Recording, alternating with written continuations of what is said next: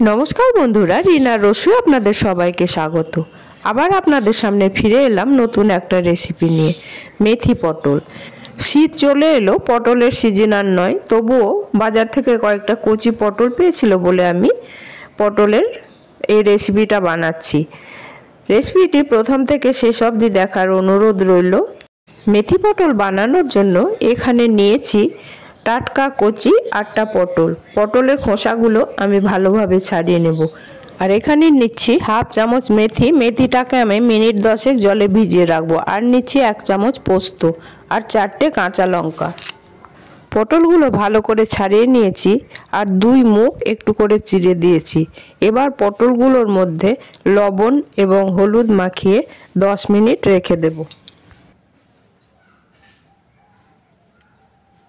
10 minute हो गेছে। এবারে আমি পটলগুলো ভেজে নেব। তার জন্য গ্যাসের মধ্যে একটা কড়াই বসিয়ে দিয়েছি। তার মধ্যে দিয়ে দিলাম সরষের তেল। তেলটা গরম হলে এবার পটলগুলো দিয়ে আমি ভেজে নেব। পটলগুলো আস্তে আস্তে ঢাকা দিয়ে দিয়ে ভাজতে হবে।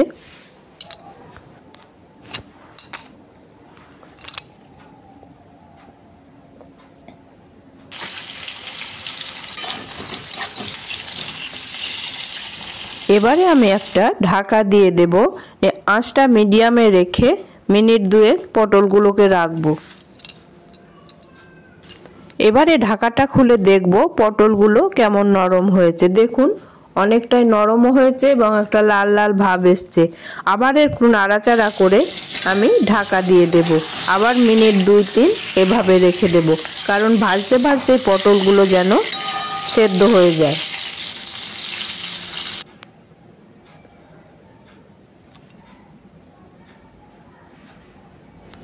দেখুন পটলগুলো এবার খুব সুন্দরভাবে ভাজা হয়ে গেছে, লাল লাল হয়েছে এবং নরম হয়ে গেছে। এবারে আমি পটলগুলোকে অন্য একটা পাত্রে তুলে রেখে দেব।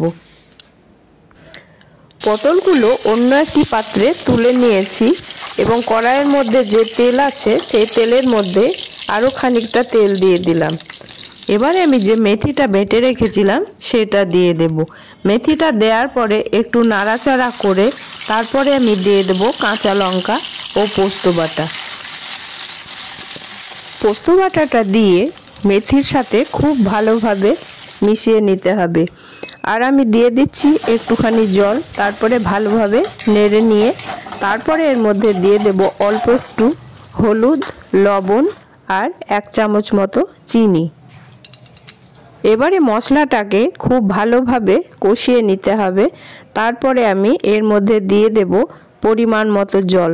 জল দেওয়ার পরে পটলগুলো আমি সাজিয়ে দেব।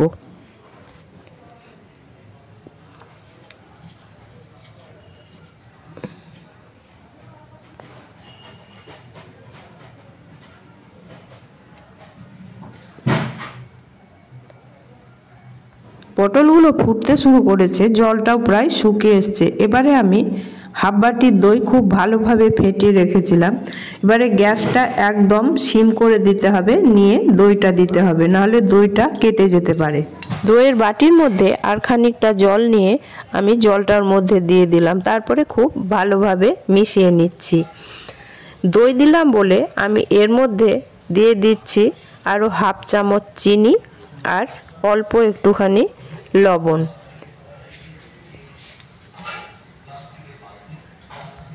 আমার এই মেথি পটলের রেসিপি আপনাদের কেমন লাগলো অবশ্যই বাড়িতে একবার বানিয়ে দেখার চেষ্টা করবেন। এখানে দিয়ে দিলাম কয়েকটা কিশমিশ।